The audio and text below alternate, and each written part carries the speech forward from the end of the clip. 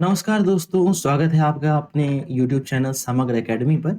इस वीडियो में हम लोग प्राचीन भारतीय इतिहास के सबसे महत्वपूर्ण क्वेश्चंस को देखेंगे और ध्यान रहिए कि ये लेवल 2 टाइप ऑफ क्वेश्चंस हैं। यहाँ आपको प्रश्न की प्रवृत्ति थोड़ी कठिन मिलेगी या कहें तो वैसे प्रश्न मिलेंगे जो आपको डायरेक्ट एग्जाम्स में देखने के लिए मिल सकते हैं।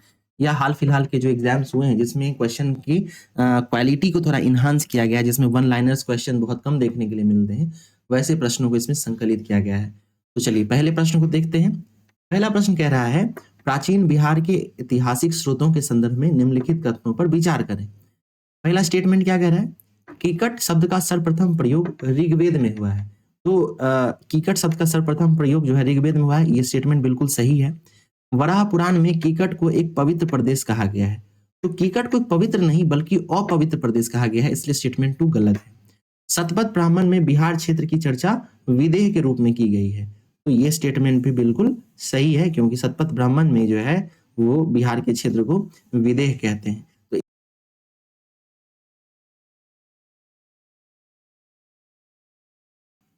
तो प्रश्न 1 जो है हम लोगों ने एक्सप्लेन कर लिया है। इसका सही उत्तर क्या हो जाएगा? 2 को हटा दें, हमें यहाँ पे सही कथन का चयन करना था, ठीक है? तो 1 और 3 सही है, इसलिए सही उत्तर इसका ऑप्शन सी हो जाएगा। क्वेश्चन नंबर 2 क्या कह रहा है? सूची 1 को सूची 2 से सुमेलित करना है और सही कूट का चयन करना है, ठीक है? तो आइए देखते हैं। सबसे पहले हमें चिरांद के बारे में बात करनी है। तो चिरांद जो है वो सारण में अवस्थित है, ठीक है? तो चिरांद क्या हो जाएगा? सारण में। तो 1 का 3। उसके बाद चेचर की बात करेंगे तो चेचर जो है वो आपको वैशाली में, यानी बी का 1। इसके बाद मनेर की बात करिएगा तो ये आपको पटना में मिलेगा, और हम लोग अगर शनिवार की बात करेंगे तो ये हमें रोहतास मिलता है। तो इस क्रम में अगर आप मिलान करेंगे तो इसका सही उत्तर ऑप्शन ए हो जाएगा, ठीक है? Option A. नेक्स्ट क्वेश्चन पे चलते हैं। अगला प्रश्न कह रहा है, वज्जी संघ अष्टकुल में निम्नलिखित में से कौन कौन से कुल शामिल थे, ठीक है? तो आइए देखते हैं। सबसे पहले याद रखिएगा कि वज्जी संघ में कुल 8 अलग अलग कुल थे, ठीक है? और इसमें से कौन कौन सा कुल शामिल था? तो याद रखिएगा, इसमें लिच्छवी था, ठीक है? उसके बाद वज्जी भी था, ठीक है? यात्रिक भी था, उसके बाद विदेह भी था, उसके बाद कुरु इसमें शामिल नहीं था, ठीक है? और इसमें जो है आपको, माफ कीजिएगा, इसमें आपको कुरु और इक्ष्वाकु ये सभी शामिल थे। तो इसका सही उत्तर जो है ना वो ऑप्शन डी हो जाएगा, ऑप्शन डी।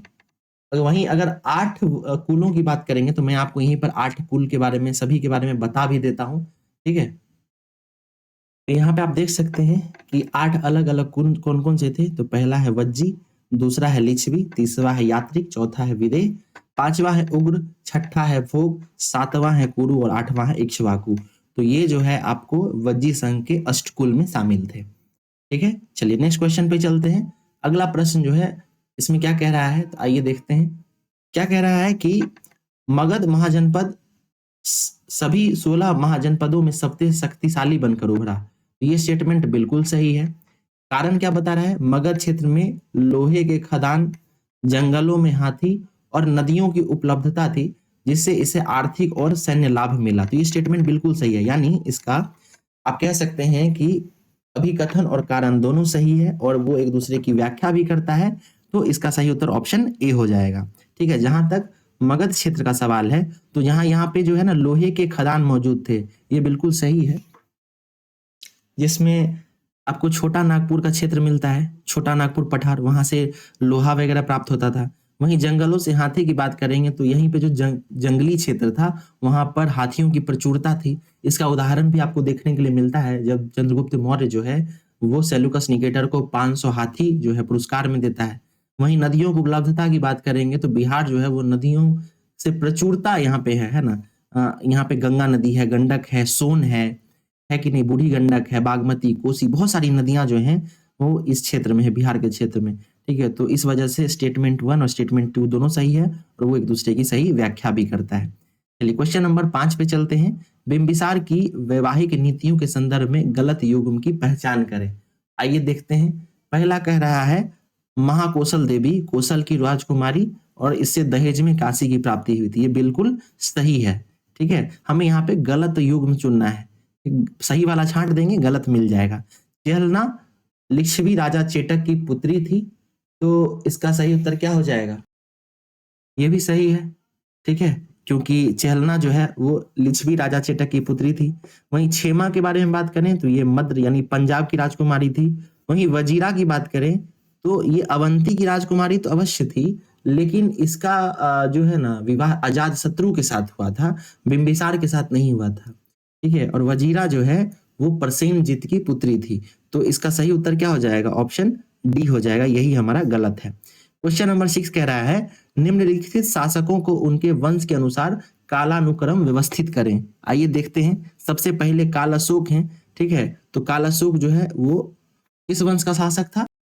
शिशुनाग वंश का था, ठीक है? भाई घनानंद की बात करेंगे तो ये नंद वंश का था, और उदयन जो था वो हर्यक वंश का था। कालानुक्रम की बात करें, सबसे पहले हर्यक वंश आया, उसके बाद आपको शिशुनाग वंश आता है, और उसके बाद आपको नंद वंश देखने के लिए मिलता है। तो सही उत्तर क्या हो जाएगा? 3, उसके बाद हो जाएगा 1, और उसके बाद हो जाएगा 2, 3 1 2, और अंत में बृहद्रथ भी है।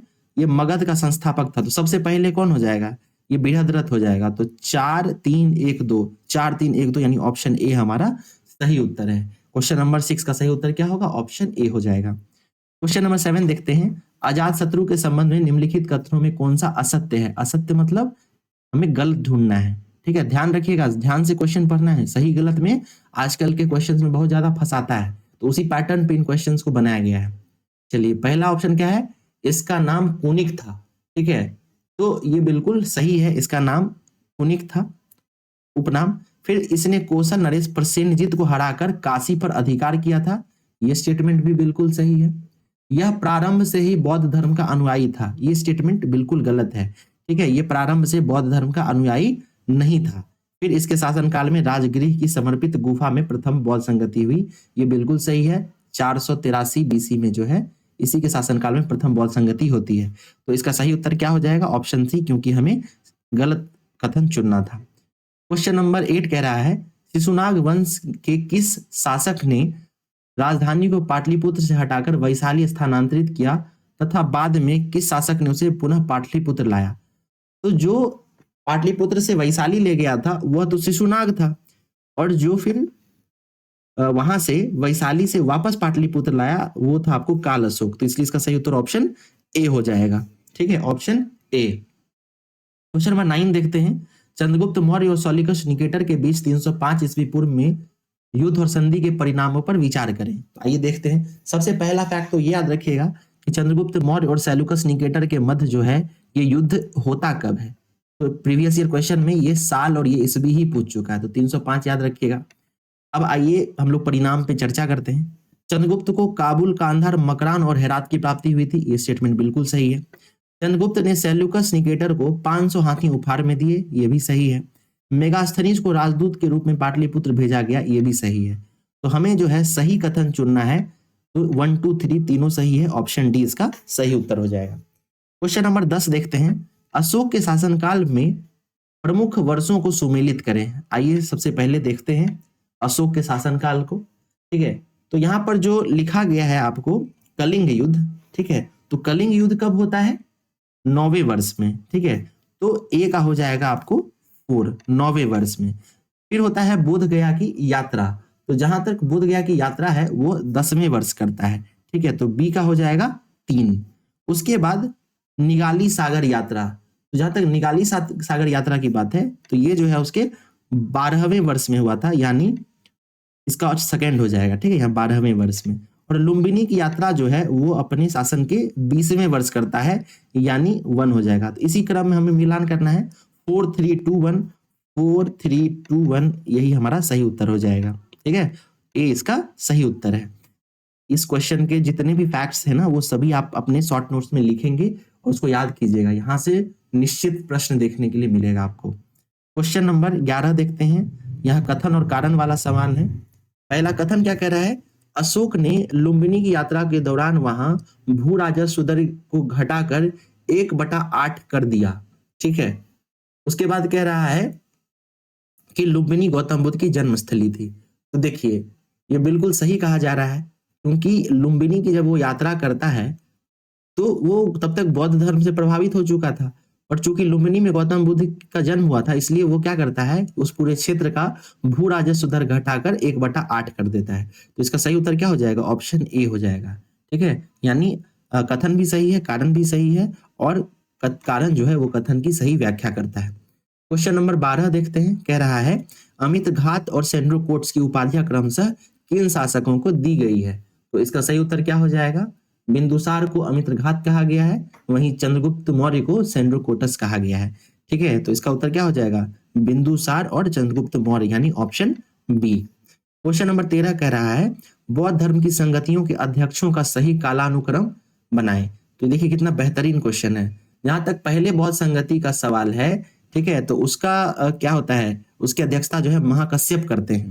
फिर दूसरे बौद्ध संगति की बात करेगा, ठीक है, तो महाकश्यप 2 जगह है। फिर दूसरे बौद्ध संगति जो है वो सबकामी के द्वारा किया जाता है, तीसरा मोगली पुत्तिस के द्वारा, और चतुर्थ जो है वसुमित्र के द्वारा। तो इस तरह जो है ऑप्शन बी हमारा सही उत्तर है। प्रथम बौद्ध संगति कब होता है, 483 में।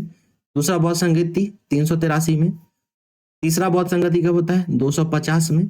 और वासुमित्र के समय में जो होता है वो 1st सेंचुरी कनिष्क के शासनकाल में। क्वेश्चन नंबर 14 देखते हैं, जैन धर्म के तीर्थंकरों और उनके प्रतीक चिन्हों का गलत युग्म चुनना है। ठीक है, हमें सही नहीं बल्कि गलत चुनना है। आइए देखते हैं। तो जहां तक ऋषभ देव का सवाल है, तो बैल बिल्कुल सही है। अजीतनाथ का चिन्ह क्या था, हाथी, ये भी सही है। पार्श्वनाथ जो था ना, उनका चिन्ह जो है वो सिंह नहीं बल्कि सर्प था, यानी सांप था। ठीक है ना।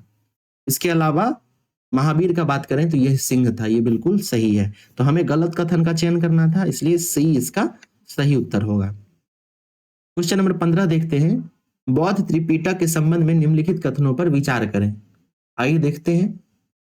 पहला कह रहा है स्टेटमेंट, विनय पिटक में संघ के नियमों का संकलन है और इसका संकलन उपाली ने किया था। यह स्टेटमेंट बिल्कुल सही है। सूत पिटक सबसे बड़ा पिटक है जिसमें बुद्ध के उपदेश हैं, इसका संकलन आनंद ने किया था। ये स्टेटमेंट भी सही है। इसके अलावा अभिदम्भ पिटक का संकलन तृतीय बौद्ध संगति में मोगली पुत्तिस ने किया था। तो ये स्टेटमेंट भी जो है सही है। ठीक है, तो तीनों कथन सही हैं, इसलिए इसका सही उत्तर ऑप्शन डी हो जाएगा। ठीक है ना, याद रखिएगा, पहले का संकलन उपाली ने किया था, दूसरे का आनंद ने, और तीसरे का मोगली पुत्तिस ने। क्वेश्चन में भी बहुत सारे फैक्ट्स छुपे हुए हैं, तो इसको भी आप लोग याद करते चलेंगे। क्वेश्चन नंबर 16 क्या कह रहा है, निम्नलिखित में से कौन जैन तीर्थंकर का जन्म बिहार में हुआ था। ठीक है, किस जैन तीर्थंकर का, तो ध्यान रखिएगा कि 12वें तीर्थंकर वासुपूज्य और 24वें तीर्थंकर महावीर, इन दोनों का जन्म जो है वो बिहार में होता है, इसलिए सही उत्तर ऑप्शन बी हो जाएगा, 16 का बी हो जाएगा। वहीं पार्श्वनाथ की बात करेंगे तो इनका जन्म जो है वो काशी के क्षेत्र में होता है। ठीक है, काशी। चलिए नेक्स्ट क्वेश्चन को देखते हैं। क्वेश्चन नंबर 17 क्या कह रहा है, गुप्त शासकों के संबंध में निम्नलिखित उपाधियों का मिलान करना है। चंद्रगुप्त प्रथम के बारे में अगर जहां तक सवाल है, तो चंद्रगुप्त प्रथम जो है वो महाराजा धीराज की उपाधि धारण करता है। ठीक है, यानी ए का 3। फिर समुद्रगुप्त की बात करेंगे तो समुद्रगुप्त जो है उसको भारत का नेपोलियन कहा जाता है, भारत का नेपोलियन, यानी बी का हो जाएगा 1।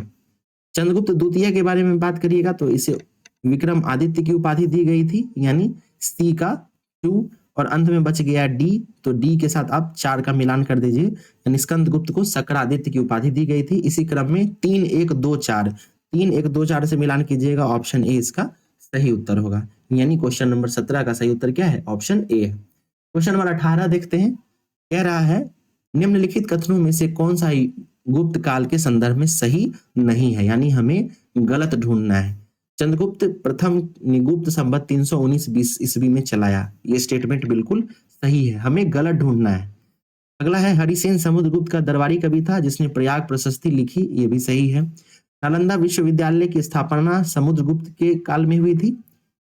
चलिए नेक्स्ट पहले देख लेते हैं, तब इसको चेक करेंगे। मेहरौली का लौह स्तंभ चंद्रगुप्त द्वितीय से संबंधित माना जाता है, ये बिल्कुल सही है। तो क्लियरली पता चल रहा है कि ऑप्शन 3 जो है ये गलत है। हम लोग एलिमिनेशन मेथड से भी बना सकते थे, और अगर आपको फैक्ट याद है कि नालंदा विश्वविद्यालय की स्थापना समुद्रगुप्त नहीं बल्कि कुमारगुप्त के शासनकाल में हुई थी, तो आप यहाँ से भी छांट सकते थे। ये स्टेटमेंट गलत था, हमें गलत ही ढूंढना था, ऑप्शन सी सही उत्तर है। क्वेश्चन नंबर 19 कह रहा है, पुष्यमित्र शुंग ने 2 अश्वमेघ यज्ञ किए। कथन क्या है, दूसरा कथन, इन यज्ञों में पुरोहित महर्षि पतंजलि थे। तो स्टेटमेंट 1 और स्टेटमेंट 2 दोनों सही है, इसलिए इसका सही उत्तर ऑप्शन सी हो जाएगा। ठीक है, ध्यान रखिएगा, पुष्यमित्र शुंग के समय में 2 अश्वमेध यज्ञ हुए थे और इस समय जो है पुरोहित महर्षि पतंजलि थे। पतंजलि के द्वारा क्या शुरू किया गया था? योग दर्शन शुरू किया गया है। ठीक है, योग दर्शन पतंजलि याद रखेंगे। क्वेश्चन नंबर 20 क्या कह रहा है? विक्रमशिला विश्वविद्यालय और उदंतपुरी विश्वविद्यालय के संस्थापकों का सही युग्म क्या है? तो विक्रमशिला जो है वो धर्मपाल के द्वारा और उदंतपुरी जो है वो गोपाल के द्वारा शुरू किया गया था। तो इसका सही उत्तर ऑप्शन बी हो जाएगा। निम्नलिखित विदेशी यात्रियों के भारत आने का सही कालानुक्रम क्या है? आइए देखते हैं। सबसे पहले कौन आता है? सबसे पहले मेगास्थनीज आता है, तो मेगास्थनीज का टिक कर लेंगे। फिर कौन आता है? फिर आता है वेनसान, वेनसान के बाद फाहियान और फाहियान के बाद इत्सिंग। तो इसी क्रम में हमारा सही उत्तर ऑप्शन सी हो जाएगा। ठीक है, चलिए क्वेश्चन नंबर 22 देखते हैं। माफ कीजिएगा, यहाँ पे ऑप्शन बी इसका सही उत्तर होगा, ऑप्शन बी। मेगास्थनीज, मेगास्थनीज के बाद फाहियान आता है, उसके बाद वेनसान आता है, उसके बाद इत्सिंग आता है। मेगास्थनी चंद्रगुप्त मौर्य के शासनकाल में आता है। फाहियान जो है वो चंद्रगुप्त विक्रमादित्य के शासनकाल में आता है। वेनसान हर्षवर्धन के शासनकाल में आता है। ठीक है, वहीं इत्सिंग जो है वो 7वीं सदी के अंत में आता है। तो इस तरीके से आप इसका मिलान कर सकते हैं। पाल शासक देवपाल के संदर्भ में सही कथन सुने। आइए देखते हैं। इसने मुंगेर को अपनी राजधानी बनाया, ये बिल्कुल सही है। इसने जाबा शासक बलपुत्र देव के अनुरोध पर नालंदा में बिहार बनवाने हेतु 5 गांव दान दिए, भी सही है। इसने बौद्ध धर्म का पुनरुद्धारक माना जाता है। तो ये तीनों स्टेटमेंट जो है आपको सही है। ठीक है ना, तो इसका सही उत्तर क्या हो जाएगा? ऑप्शन डी हो जाएगा। क्वेश्चन नंबर 23 देखते हैं। यहाँ पर पुस्तक और लेखक उसका मिलान करना है। जहां तक बुद्ध चरित्र का सवाल है तो इसके लेखक अश्वघोष हैं। ठीक है, अश्वघोष। इंडिका के लेखक कौन है? मेगास्थनीज। आइए देखते हैं पहले इन दोनों से उत्तर मिल सकता है क्या? ए का 2 हो जाएगा और डी का 4 हो जाएगा। आइए देखते हैं, ए का 2 और डी का क्या है? डी का 3 है, माफ कीजिएगा, डी का 3 है। यहाँ भी डी का 3 है, यहाँ भी डी का 3 है। चलिए और देख लेते हैं। सी यू की वेनसान के द्वारा लिखा जाता है, यानी सी का 4। आइए देख लेते हैं सी का 4 कहाँ है? यहाँ है। ठीक है, यानी ए इसका सही उत्तर हो जाएगा। बाकी बी का 1 हो जाएगा, यानी मिलिंद पान्हु जो है वो नागसेन के द्वारा लिखा गया है। तो इसका सही उत्तर क्या हो जाएगा? 23 का ए। क्वेश्चन नंबर 24 देखते हैं। 24 कह रहा है, प्राचीन बिहार में धीमन और बिठवाल क्यों प्रसिद्ध थे? तो धीमन और पिठपाल जो है वो पाल शासक के दौरान बहुत प्रसिद्ध हुए। और क्यों प्रसिद्ध थे? तो इस समय जो है वो पालकालीन कांस्य प्रतिमा का निर्माण करते थे, इसलिए बहुत ज्यादा प्रसिद्ध थे। क्वेश्चन नंबर 25 क्या कह रहा है? गुप्त वंश का अंतिम शासक कौन था? तो गुप्त वंश का अंतिम शासक कौन है? इसका सही उत्तर हो जाएगा ऑप्शन सी, विष्णुगुप्त। ठीक है, विष्णुगुप्त जो है वो गुप्त वंश का अंतिम शासक था। क्वेश्चन नंबर 26 देखते हैं। यहाँ जैन तीर्थंकर और उनके प्रतीक चिन्ह दिए गए हैं, उसका मिलान करना है। तो जहां तक ऋषभ देव का सवाल है, उनका चिन्ह क्या था? बैल है। ठीक है, बैल, ऋषभ देव का बैल। तो ए का हो जाएगा 4। वहीं बी की बात करेंगे तो बी में क्या है? अजीतनाथ। अजीतनाथ जो है उनका चिन्ह कौन सा है? हाथी है, हाथी, यानी 3। फिर है पार्श्वनाथ, पार्श्वनाथ का है सर्प। और फिर अंत में महावीर बचते हैं, इनका है सिंह। तो 4 3 2 1, 4 3 2 1 इस क्रम में आप सजाएंगे तो इसका सही उत्तर आप निकाल पाएंगे। क्वेश्चन नंबर 27 क्या कह रहा है? प्राचीन बिहार के विश्वविद्यालयों और उनके संस्थापकों के संबंध में निम्नलिखित युग्मों पर विचार करें। आइए देखते हैं। नालंदा विश्वविद्यालय कुमारगुप्त प्रथम, ये बिल्कुल सही है। विक्रमशिला विश्वविद्यालय धर्मपाल, ये भी सही है। उदंतपुरी विश्वविद्यालय देवपाल, क्या ये सही है? ये देवपाल नहीं बल्कि गोपाल के द्वारा किया गया था, यानी 1 और 2 सही है। हमें सही सुमिलित करना था, तो 1 और 2 यानी ऑप्शन बी इसका सही उत्तर हो जाएगा, 27 का बी। क्वेश्चन नंबर 28 क्या कह रहा है? यह अभिकथन और कारण वाला सवाल है, जैसा कि आजकल के एग्जाम्स में देखने के लिए मिलता है। बिल्कुल उसी पैटर्न पे क्वेश्चन को बनाया गया है, काफी डिस्कशन करने के बाद तैयार किया गया है। तो ये क्वेश्चन आपको कैसे लग रहे हैं आप कमेंट बॉक्स में ये भी बताएंगे। इसके अलावा इस प्रकार के अन्य क्वेश्चंस, अन्य टेस्ट भी आपको चाहिए तो वो भी आप बता सकते हैं कमेंट बॉक्स में। और इस टाइप के प्रश्न जो है उसको आप फ्रीली हमारे टेलीग्राम चैनल और हमारा जो व्हाट्सएप ग्रुप है वहां पे जुड़ के आप बना सकते हैं, देख सकते हैं और अपने नॉलेज को टेस्ट कर सकते हैं। आइए क्वेश्चन नंबर 28 क्या कह रहा है? वैशाली के लिच्छवी गणराज्य को विश्व का प्रथम गणतंत्र माना जाता है। तो ये स्टेटमेंट बिल्कुल सही है। वज्जी संघ 8 राज्यों यानी अष्टकुल का संघ था जिसमें लिच्छवी सबसे प्रसिद्ध था। स्टेटमेंट 2 भी सही है। ऊपर ही मैंने इसको डिस्कस भी किया था। तो ए और बी दोनों सही है और ए जो है उसकी सही व्याख्या भी करता है। तो इसका सही उत्तर क्या हो जाएगा? 28 का। क्वेश्चन नंबर 29 देखते हैं क्या कह रहा है। नंद वंश के संस्थापक महापद्मनंद के संबंध में निम्नलिखित कथनों पर विचार करें। पुराणों में से परशुराम का दूसरा अवतार कहा गया है। स्टेटमेंट बिल्कुल सही है। ठीक है, यानी 29 में पहला स्टेटमेंट सही है। उसके बाद क्या कह रहा है, पाली ग्रंथ में इसे उग्रसेन कहा गया, ये भी सही है। इसने एक राट की उपाधि धारण की थी, ये भी सही है। और इसके शासनकाल के समय ही सिकंदर का आक्रमण हुआ था। ये स्टेटमेंट गलत है क्योंकि सिकंदर का आक्रमण महापद्मनंद नहीं बल्कि घनानंद के शासनकाल में हुआ था। इसलिए 1 2 3 सही है, ऑप्शन डी गलत है। हमें सत्य कथन चुनना था। सही उत्तर ऑप्शन बी हो जाएगा। क्वेश्चन नंबर 30 देखते हैं। यहाँ पे निम्नलिखित घटनाओं का कालानुक्रम व्यवस्थित करना है। ठीक है, तो हम करते हैं। पहला क्या कह रहा है, कलिंग युद्ध।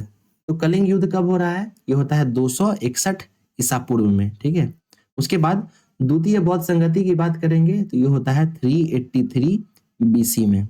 फिर चंद्रगुप्त मौर्य और सेल्यूकस निकेटर का युद्ध होता है 305 बीसी में। और फिर होता है प्रथम जैन संगति। तो प्रथम जैन संगति जो है वो 300 ईसा पूर्व के आसपास होता है। ठीक है, तो इसी क्रम में अगर आप इसका मिलान कीजिएगा तो सही उत्तर हो जाएगा ऑप्शन ए, 30 का ए। चलिए क्वेश्चन नंबर 31 देखते हैं क्या कह रहा है। बौद्ध धर्म की हीनयान और महायान शाखाओं में विभाजन किस बौद्ध संगति का परिणाम था और उस समय शासक कौन था?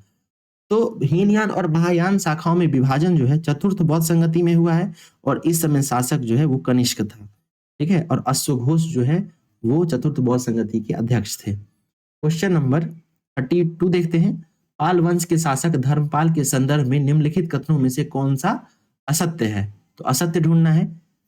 इसने कन्नौज पर अधिकार करने के लिए त्रिपक्षीय संघर्ष में भाग लिया, ये बिल्कुल सही है। त्रिपक्षीय संघर्ष में कौन कौन से शासक शामिल थे, कौन कौन सा वंश था? तो गुर्जर प्रतिहार, राष्ट्रकूट और पाल वंश, ये तीनों जो है त्रिपक्षीय संघर्ष में शामिल थे कन्नौज के लिए। तो पहला स्टेटमेंट तो सही है, हमें असत्य ढूंढना है।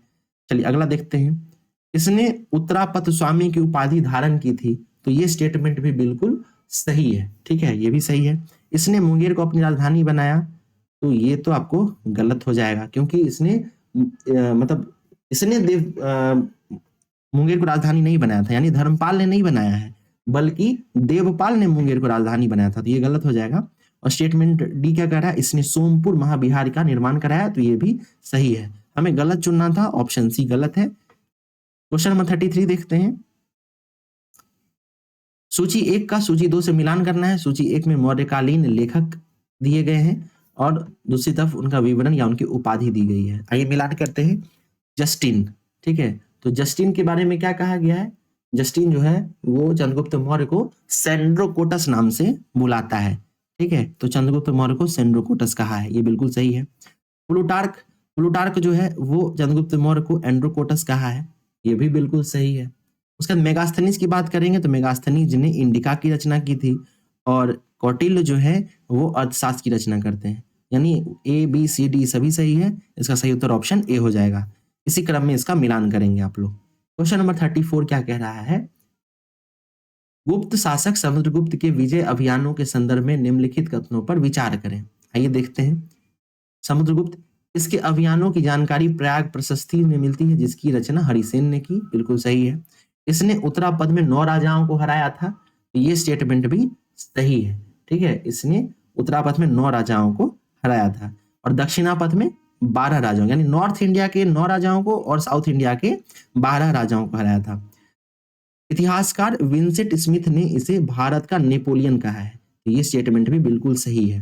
तो इस तरीके से हमें सही कथन चुनना था। 1 2 3 4 सभी सही है, इसलिए इसका उत्तर हो जाएगा उपर्युक्त सभी। क्वेश्चन नंबर 35 देखते हैं। जैन धर्म के 5 महाव्रत में कौन सा व्रत महावीर स्वामी के द्वारा जोड़ा गया? तो 5वां व्रत जो है ब्रह्मचर्य, इसे महावीर स्वामी के द्वारा जोड़ा गया था। बाकी 4 जो व्रत थे वो पार्श्वनाथ के द्वारा जोड़े गए थे। क्वेश्चन नंबर 36 कह रहा है बिहार के पुरातात्विक स्थलों के संदर्भ में विषम यानी ऑड वन आउट को चुने। तो आइए देखते हैं। क्वेश्चन नंबर 36 में चिरांद सारण ये नवपाषाण और ताम्रपाषाण अवशेष मिले हैं, तो ये बिल्कुल सही है। ठीक है, हमें ऑड यानी गलत चुनना है, ये सही है। फिर मुंगेर पुरापाषाण एवं मध्यपाषाण अवशेष, ये भी सही है। चेचर वैशाली केवल मौर्यकालीन सिक्के, ये गलत है। यहाँ पे केवल मौर्यकालीन सिक्के नहीं, बल्कि इसके पूर्व नवपाषाण और ताम्रपाषाण काल के अवशेष भी मिले हैं यहाँ से, तो ये हमें ऑड लग रहा है। अगला भी पढ़ लेते हैं, मनेरपटना नवपाषाण और ताम्रपाषाण के अवशेष, ये भी सही है। तो हमें यहाँ पर ऑड वन आउट यानी विषम गलत ढूंढना था, तो ऑप्शन सी इसका उत्तर होगा। अशोक द्वारा भेजे गए धर्म प्रचारकों के संदर्भ में सही युग्म चुने। महेंद्र और संघमित्रा, तो महेंद्र और संघमित्रा जो है इसको श्रीलंका भेजा गया था, ये अशोक के पुत्र और पुत्री थी, तो ऑप्शन बी इसका सही उत्तर हो जाएगा। ठीक है, चलिए अगला क्वेश्चन देखते हैं, क्वेश्चन नंबर 38। निम्नलिखित में से किस शासक ने हर्यक वंश के अंतिम शासक नागदशक की हत्या नहीं की बल्कि हराकर नया वंश स्थापित किया? तो इसका सही उत्तर क्या हो जाएगा? इसका सही उत्तर ऑप्शन बी हो जाएगा, शिशुनाग। शिशुनाग, ठीक है। क्वेश्चन नंबर 39 है, कथन और कारण का सवाल है। कथन क्या कह रहा है? बिंबिसार को मगध का वास्तविक संस्थापक माना जाता है। कारण क्या कह रहा है? उसने वैवाहिक संबंधों और कूटनीति जैसे अवंती के साथ मैत्री के माध्यम से साम्राज्य विस्तार की नीति अपनाई। तो ये दोनों ही सही है। ठीक है, कथन सही है, कारण सही है, और कारण जो है कथन का सही व्याख्या करता है। जहां तक बिंबिसार का सवाल है, यह 3 विवाह करता है, विवाह की नीति लगाता है।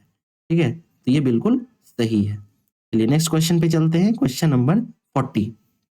स्यादवाद या सप्तभंगी ज्ञान का संबंध किस दर्शन से है? तो स्यादवाद जो है ये आपको किससे जुड़ा हुआ है? जैन धर्म से जुड़ा हुआ है। ऑप्शन सी इसका सही उत्तर हो जाएगा। ठीक है, इसके अलावा 41 पे देखते हैं, सुमेलित करना है प्राचीन शासक और उनके कार्य या उपाधि। जहां तक अजात शत्रु का सवाल है, तो अजात शत्रु जो है वो कुनिक के नाम से जाना जाता था, और इसी के समय में प्रथम बौद्ध संगति होती है, ये बिल्कुल सही है। उद्यन ये पाटलिपुत्र नगर का संस्थापक था, ये भी सही है। काल अशोक द्वितीय बौद्ध संगति राजधानी पुनः पाटलिपुत्र लाया, ये भी सही है। ठीक है, और घनानंद सिकंदर का समकालीन था, ये भी सही है। तो इसको जो है इसी क्रम में सजाना है, 1 2 3 4, ऑप्शन ए इसका सही उत्तर हो जाएगा। क्वेश्चन नंबर 42 क्या कह रहा है? बुद्ध के जीवन की घटनाओं के प्रतीकों में से कौन सा मिलान गलत है? हमें गलत चुनना है। ठीक है, पहले प्रश्न को गौर से पढ़ना है, सही पूछ रहा है कि गलत, तो हमें इसमें गलत चुनना है। जन्म, जन्म का प्रतीक क्या है?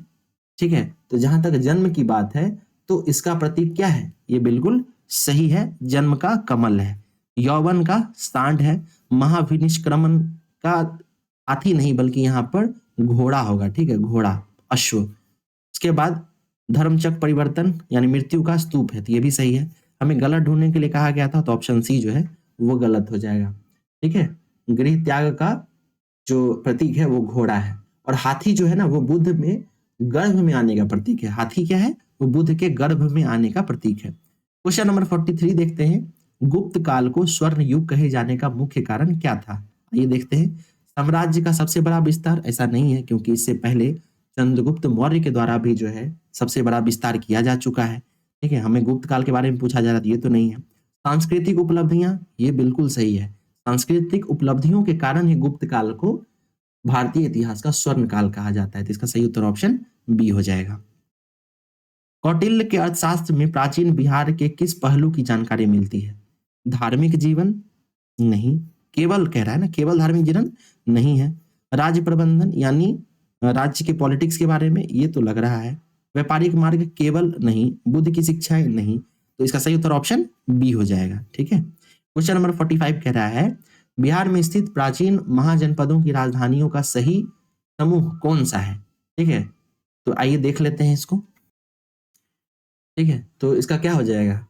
मगध की राजधानी कहाँ थी? सबसे पहले राजगीर थी, अंग का चंपा, और वज्जी का वैशाली। ये हमारा सही है।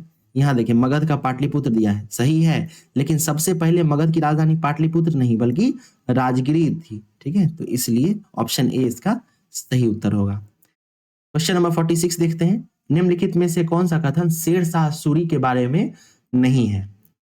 उसने ग्रैंड ट्रंक रोड बनवाया, ये तो सही है, हमें गलत पूछ रहा है। उसके शासनकाल में अपना मकबरा बना लिया, तो ये भी सही है। शेरशाह सूरी जो है सासाराम में अपना मकबरा अपने जीवन काल में ही बनवा लेता है। उसने विक्रमशिला विश्वविद्यालय की स्थापना की थी, ये तो गलत है। विक्रमशिला विश्वविद्यालय की स्थापना किनके द्वारा की गई है? कमेंट बॉक्स में बताइए आप लोग। और उसने हुमायूं को चौसा के युद्ध में हराया, तो ये भी स्टेटमेंट सही है। हमसे गलत पूछा गया था, ऑप्शन सी गलत है। क्वेश्चन नंबर 47 क्या कह रहा है? पाल वंश के पतन के बाद बिहार में किस क्षेत्र में कर्नाट वंश का उदय हुआ है ना? तो बिहार के क्षेत्र में कर्नाट वंश का उदय हुआ, ये तो सही है। किस क्षेत्र में हुआ ये पूछ रहा है, तो ध्यान रखिएगा तिरहुत और मिथिला के क्षेत्र में जो है कर्नाट वंश की स्थापना होती है। और कर्नाट वंश के संस्थापक कौन कहे जाते हैं? नान्यक देव कहे जाते हैं, ठीक है, नान्यक देव। क्वेश्चन नंबर 48 देखते हैं। बिहार के किस गुप्त शासक ने विक्रमादित्य की उपाधि धारण की और अपनी राजधानी में नवरत्नों को स्थान दिया? तो बहुत क्लियर है, विक्रमादित्य के नाम से चंद्रगुप्त द्वितीय जाना जाता था। इसके अलावा इसी के दरबार में नवरत्न रहते थे। इसका सही उत्तर ऑप्शन बी हो जाएगा। क्वेश्चन नंबर 49 क्या कह रहा है? कथन और कारण है। कथन दो कथन दिए गए हैं। पहला है वेंसा ने 635 ईस्वी में बिहार की यात्रा की, ठीक है, तो ये तो बिल्कुल सही है। दूसरा कह रहा है इससे ने 673 ईस्वी में बिहार की यात्रा की, ये भी सही है। दोनों कथन सही है, इसलिए ऑप्शन सी इसका सही उत्तर हो जाएगा। निम्नलिखित में से किस ग्रंथ में बिहार के लिए ब्रात्य शब्द का प्रयोग किया गया है? तो इसका सही उत्तर क्या हो जाएगा? ऑप्शन सी, ऋग्वेद में बिहार के क्षेत्र को ब्रात्य कहा गया है। तो ये जो थे 50 क्वेश्चन थे जो लेवल 2 टाइप का था, ठीक है। तो आप कमेंट बॉक्स में बताएंगे कि आपने कितने प्रश्न सही किए। इसके अलावा प्रश्न का स्तर कैसा लगा ये भी बताएंगे, ठीक है। और आगे आने वाले सब्जेक्ट्स के लिए अगर इस तरह के टेस्ट आपको चाहिए तो आप हमारे टेलीग्राम से जुड़ सकते हैं, हमारे व्हाट्सएप चैनल से जुड़ सकते हैं, ठीक है।